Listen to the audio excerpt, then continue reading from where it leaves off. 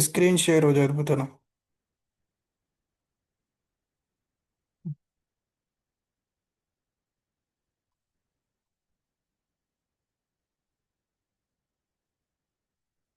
आज हमारी ये सेकंड क्लास थी।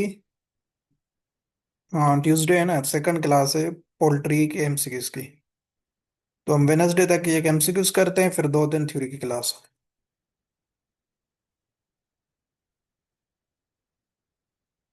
ये हमने किए थे आई थिंक 200 तक एमसीक्यूज।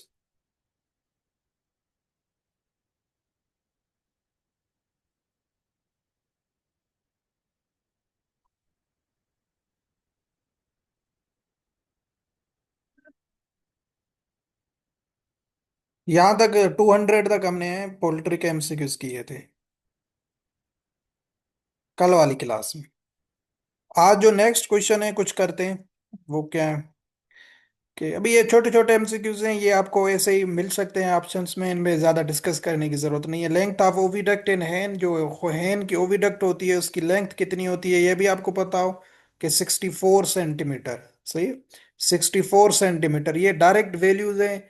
ये क्वेश्चन आ सकता है तो आपको भी इसी फॉर्म में ही जो है ना इसको टैकल करना है कि हैन की लेंथ की, सॉरी, ओविडक्ट की लेंथ कितनी है, वो है 64 सेंटीमीटर। 202 क्वेश्चन क्या है कि air sac in egg is formed. जो एयर सेक्स होते हैं इनका नंबर कितनी तादाद होती है ये बता चुका हूँ, 9 में होते हैं। 9 एयर सेक्स होते हैं बर्ड्स में। तो ये कब बनते हैं तो आपने याद रखना, uterus and infundibulum magnum after ओवी पोजिशन। ये वर्ड आपने याद रखना है कि एयर सेक्स एग में कब बनते हैं। एयर सेक बनते हैं आफ्टर ओवी पोजिशन। सही, ओवी पोजिशन क्या होती है, एक laying of egg by hand जो होता है इसको ओवी पोजिशन कहा जाता है। जैसे वो अंडे देता देता है हैन, उसके बाद जो होता है उसका पीरियड होता है कूलिंग का। कूलिंग के पीरियड में एक कूल होते हैं, उसके बाद उनमें जो कॉन्ट्रेक्शन या श्रिंकेज होती है वो होती है। इससे स्पेस मिलती है शेल मेम्ब्रेन को। सही, तो उसमें आहिस्ता आहिस्ता एयर से की फॉर्मेशन होती है अंडों में। तो ये ओवी पोजीशन के बाद का प्रोसेस होता है एयर से एग में बनना। ठीक है, तो ये भी एक एमसीक्यू से आपको क्लियर होना चाहिए, बट ये इतना इंपॉर्टेंट नहीं है। 203 क्वेश्चन क्या है कि ओव्यूम स्टेज इन मैग्नम। मैग्नम में कितना टाइम ओव्यूम रहता है वो हम पढ़ चुके हैं, 2 से 3 घंटे।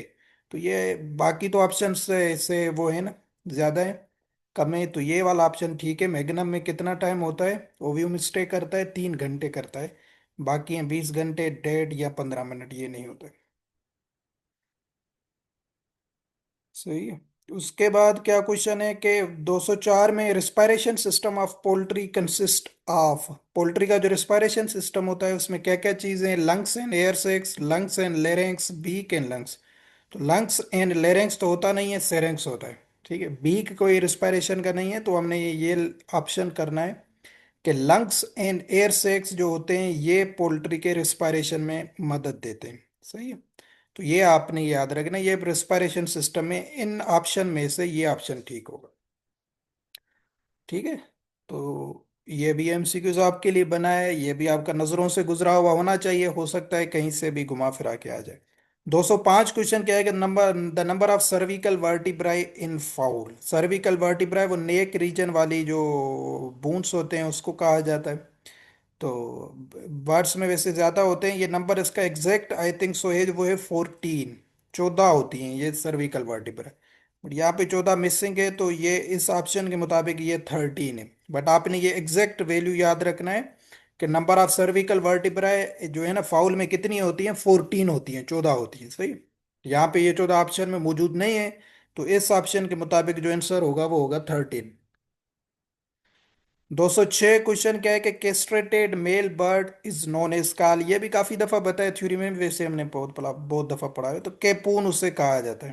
सही, केपून किसके केस्ट्रेटेड मेल को कहा जाता है, फाउल का आ जाए, पोल्ट्री का आ जाए, बर्ड का आ जाए, जो भी आ जाए। तो आपने ये याद रखना, ये वैसे भी आपको अभी याद हो गया होगा question. The most nutritious part of egg ये कौन सा है, ये सब आपको पता है कौन सा होता है, वाइट अल्ब्यूमिन। ये न्यूट्रिशियस पार्ट होता है। 208 क्वेश्चन का एक फीदर ऑफ बर्ड्स आर, ये अभी एक्टोडर्म, मीजोडर्म या एपिडर्म, एंडोडर्म या मीजोडर्म, ये इनकी जो होती है ना स्किन के लेयर्स की डिफरेंट डिविजन्स होती है। तो जो फीदर्स होते हैं ये क्या है कि आउटर लेयर होते हैं ना, फीदर्स बाहर वाली स्किन पे होते हैं बर्ड्स में। तो इसको कहा जाता है एपिडर्मल। ठीक है।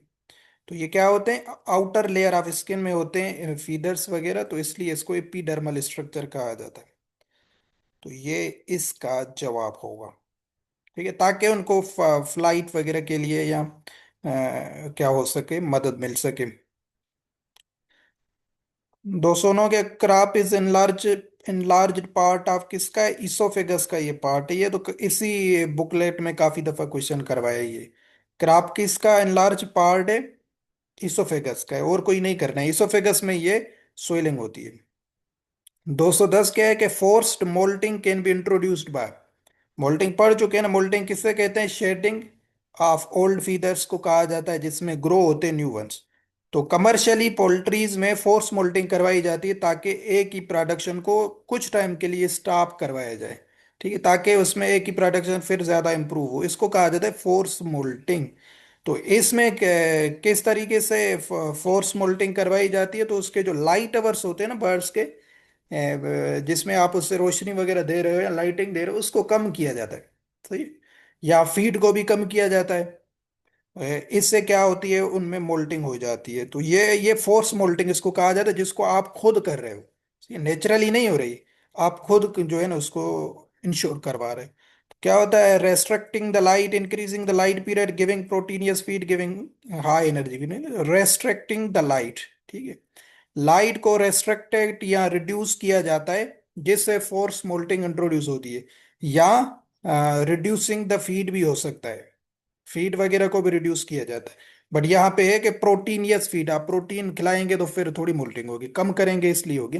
तो ये ऑप्शन यहाँ पे करेक्ट है कि लाइट को रिड्यूस किया जाता है जिससे मोल्टिंग हो जाती है, इसको कहा जाता है फोर्स मोल्टिंग। 211 क्या है कि ट्रू स्टमक इन पोल्ट्री, ट्रू स्टमक पोल्ट्री का कौन सा है, वो आप सबको पता है, बढ़ाया भी है, प्रोवेंटिकुलस। क्यों कहा जाता है, क्योंकि इसमें केमिकल डाइजेशन होती है, बताया है ना, केमिकल डाइजेशन प्रोवेंटिकुलस में होती है, मैकेनिकल डाइजेशन गिजर्ड में होती है। प्रोवेंटिकुलस में केमिकल डाइजेशन में HCl, हाइड्रोक्लोरिक एसिड, ठीक है, ये सीक्रेट होता है। और डाइजेस्टिव एंजाइम में से पेप्सिन वगैरह भी बनता है। तो ये क्या करते हैं, ये फूड को और मॉइस्चराइज करते हैं, ताकि जैसे स्टमक काम करता है ह्यूमंस का इसी सेंस में, इसलिए इसको ट्रू स्टमक कहा जाता है। ठीक है, ये आपने याद रखना है। तो अगर इसमें होती है केमिकल डाइजेशन, ये मैंने काफी दफा बताया है। और अगर मैकेनिकल डाइजेशन पूछा जाए तो आपको क्लियर होना चाहिए कि वो गिजर्ट की बात हो रही है। 212 क्वेश्चन क्या है कि black tongue in birds appears due to the deficiency of, black tongue है ये प्रॉब्लम बर्ड्स में होता है विटामिन B3 से। ठीक है, विटामिन B3 की डिफिशियंसी से होता है ये। अभी विटामिन B3 का यहाँ पे अदर नेम दिया हुआ है, वो अदर नेम क्या होता है, उसको कहा जाता है नियासिन। क्या कहा जाता है, विटामिन B3 को नियासिन कहा जाता है। तो इससे ही प्रॉब्लम होती है ब्लैक टंग। सही है, ये डाइजेस्टिव एंड माउथ टिश्यूज पे इफेक्ट करती है, जिससे जो टंग होती है ना उसकी डिस्कलरेशन हो जाती है ब्लैक कलर की, या इन्फ्लामेशन हो जाती है। सही है। तो ये किसकी कमी की वजह से होती है, विटामिन B3 की वजह से, जिसका अदर नेम है नियासिन। ठीक, राइबोफ्लेविन से क्या होता है, कर्ल टोए पैरालिसिस, याद है ना, कर्ल टोए पैरालिसिस की जब भी बात आए, विटामिन B2 या राइबोफ्लोविन, ये आपने करना है। बाकी ये दोनों नाम, ये राइबोफ्लोविन विटामिन B2 का नाम है, नाम भी दोबारा रिवाइज करवा रहा हूँ, B2 का नाम है। एस्कॉर्बिक एसिड ये किसका है, विटामिन C का नाम है। और विटामिन C ऑप्शन में खुद भी दिया हुआ है लास्ट में। तो ये आपने नाम भी याद रखना।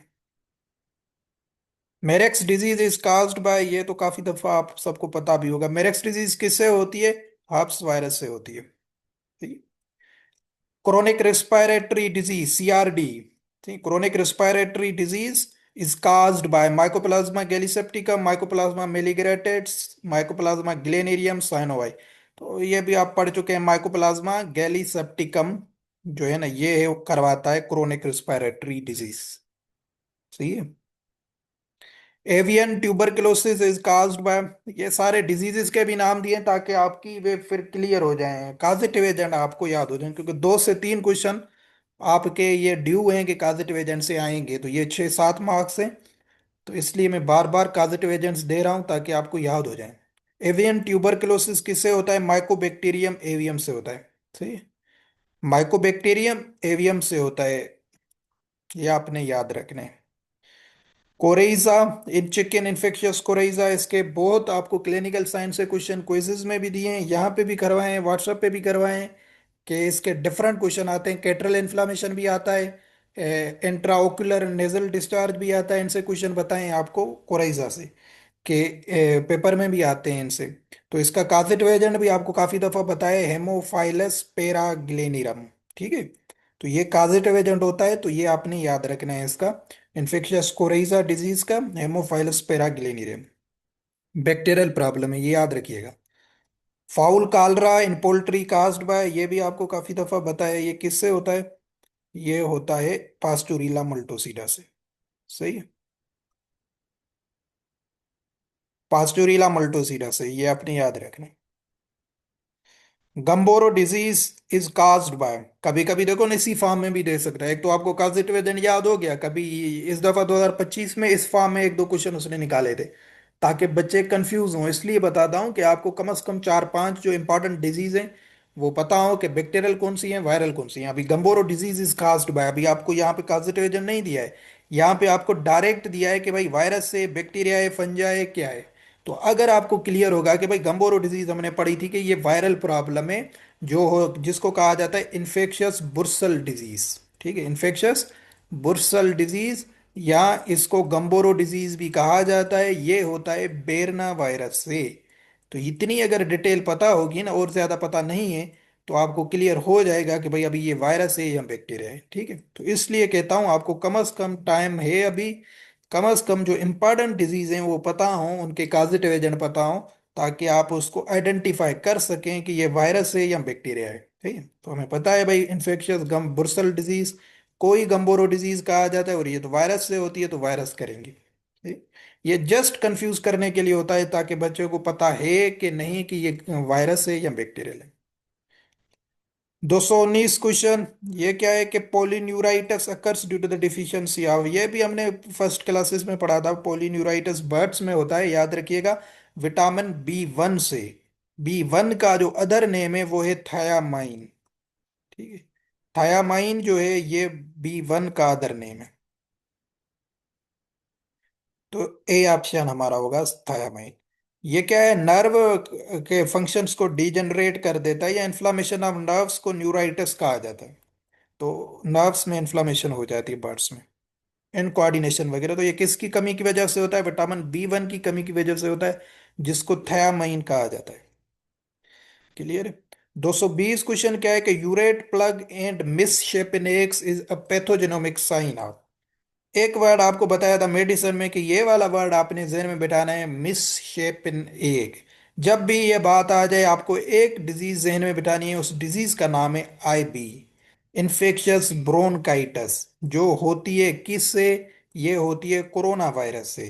किससे होती है? कोरोना वायरस से ये होती है। ठीक है, मिस शेपन एग्स का वर्ड आपने याद रखना है।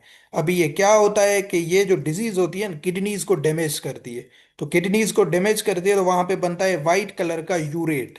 वो क्या होता है, वो अक्यूमुलेट हो जाता है बर्ड्स के क्लोआका में, या जो वहां पे एक प्लग बनती है जिसको यूरेट प्लग कहा जाता है। और ये इन्फेक्ट करता है ओविडक्ट को, जिससे जो एग वगैरह होते हैं ना वो डिफॉर्म्ड हो जाते हैं, या उनका शेल जो होता है वो थिन हो जाता है। ये डिफरेंट साइंस है IB के प्रॉब्लम से, जिसमें होता है। ठीक है, तो ये दोनों उसमें देखी जाती हैं, यूरेट प्लग एंड मिसशेपन एग्स, किस में? तो इन्फेक्शियस ब्रोनकाइटिस से। इसका काजेटिव एजेंट आपको बता दिया मैंने, किससे होती है? कोरोना वायरस से ये होती है। ठीक है, क्लियर हो गया। 221 question, cyanosis of Vettel and comb is seen in, आपको ये भी काफी दफा क्वेश्चन करवाया है। Cyanosis of Vettel and comb किस डिजीज में देखा जाता है? एवियन इन्फ्लुएंजा में। ठीक है, यहाँ इससे और MCQs भी आपको बताया है, haemorrhages on the base of shank.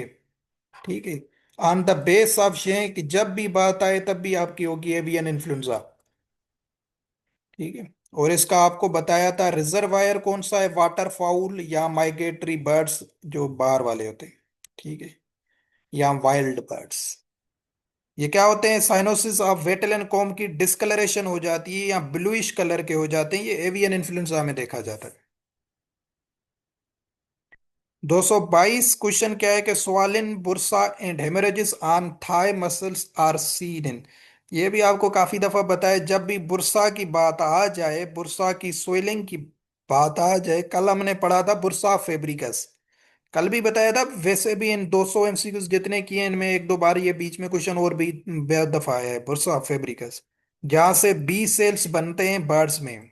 ठीक है।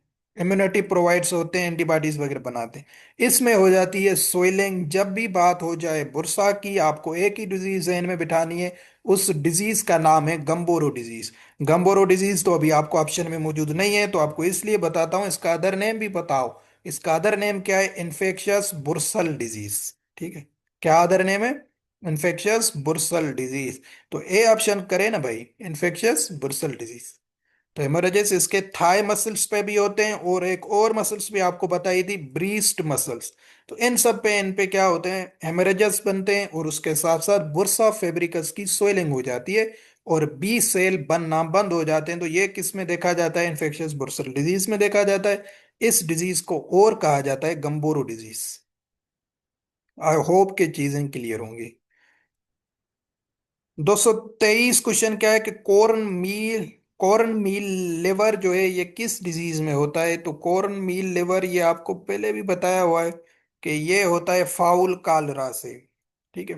पेथो में हमने पढ़ा था, तो ये एमसीक्यू अच्छा खासा है पोल्ट्री में, कि कॉर्न मील लिवर ये मेज के पाउडर फॉर्म की तरह लिवर की शेप हो जाती है, उसको कॉर्न कहा जाता है।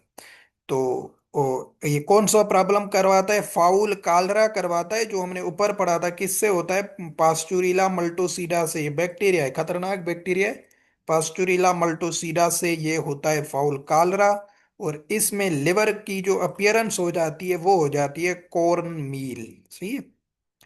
न्यू क्वेश्चन है आपके लिए 224, ये डिजीज हमने नहीं पढ़ी, आपने सिंपली इसका काजेटिव एजेंट याद रखना है। क्या याद रखना है, काजेटिव एजेंट याद रखना है। Infectious chicken anaemia is caused bye, इसका काजेटिव एजेंट आ सकता है, ये वैसे चिकन एनीमिया वायरस से। इसका जो जीनस होता है वो होता है गायरो वायरस, ये वर्ड आपने याद रखना है, गायरो वायरस या क्रिकोवेरिडाई। किरकोवेरिडाई या गायरो वायरस, ये दो मैंने इसलिए इसको ब्रैकेट में भी लिखा है ताकि आपको याद हो जाए। कभी कभी ये भी ऑप्शन में आ सकता है ना किरको, तो आपको क्लियर होना चाहिए जब भी ये क्वेश्चन आ जाए, इन्फेक्शियस चिकन एनीमिया। तो गायरो वायरस या क्रिकोवेरिडाई ये क्या होता है, ये एनीमिया की तरह साइंस होती है, चिकन में इम्यून सप्रेशन हो जाती है, बोन मेरो वगैरह डैमेज हो जाता है। तो ये वो होती है, ज्यादा डिटेल में जाने की जरूरत नहीं है, बस आपको ये इसका काजेटिव एजेंट का पता हो, क्योंकि ये क्वेश्चन हमने पहले किसी बुक में नहीं पढ़ा है। 225 हाइड्रोपेरिकार्डियम सिंड्रोम, इस डिजीज को कहा जाता है अंगारा डिजीज। ठीक है। हाइड्रोपेरिकार्डियम सिंड्रोम, ये क्या प्रॉब्लम होती है, सबसे पहले इसका काजेटिव एजेंट क्या होता है, इसका काजेटिव एजेंट होता है एडिनो वायरस, ये डीएनए वायरस है। ठीक है। वायरसेस कुछ डीएनए होती है, कुछ आरएनए होती है, तो ये डीएनए वायरस है, इसलिए इसको एडिनो वायरस कहा जाता है। तो इसका काजेटिव एजेंट है एडिनो वायरस, सबसे पहले आपको ये पता हो।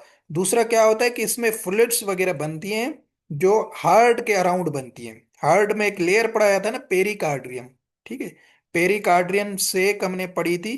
तो हार्ट के अराउंड एक फ्लूइड अक्यूमुलेट हो जाती है, जिसको कहा जाता है हाइड्रोपेरिकार्डियम।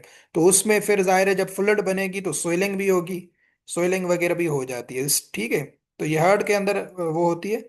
उसके साथ साथ लिवर भी जो है ना पेल कलर का हो जाता है, मतलब लिवर को भी डैमेज करता है ये, लेशंस वगैरह लिवर पे भी बनते हैं हाइड्रोपेरिकार्डियम में। तो ये आपके डिटेल के लिए नहीं है, क्वेश्चन नहीं आएगा, बस आपको इसका काजेटिव एजेंट बताओ।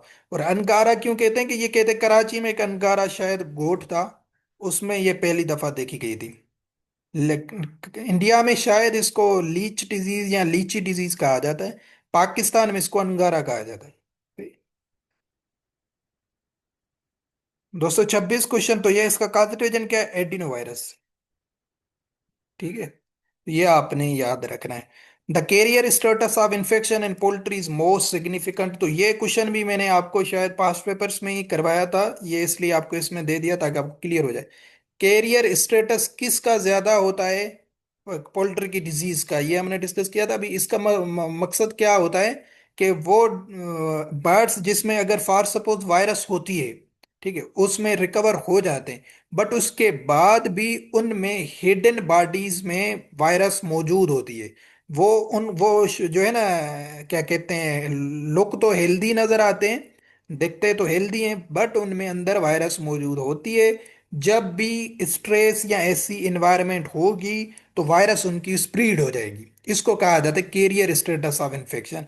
मतलब एक बर्ड में अगर कोई इन्फेक्शन हो रहा है तो वो रिकवर हो रहा है, बिल्कुल ट्रीटमेंट आपने किया, प्रिवेंशन बायोसिक्योरिटी को मेंटेन किया, वो रिकवर हो गया, बट उसके बाद भी उस बर्ड में वो वायरस मौजूद होगी।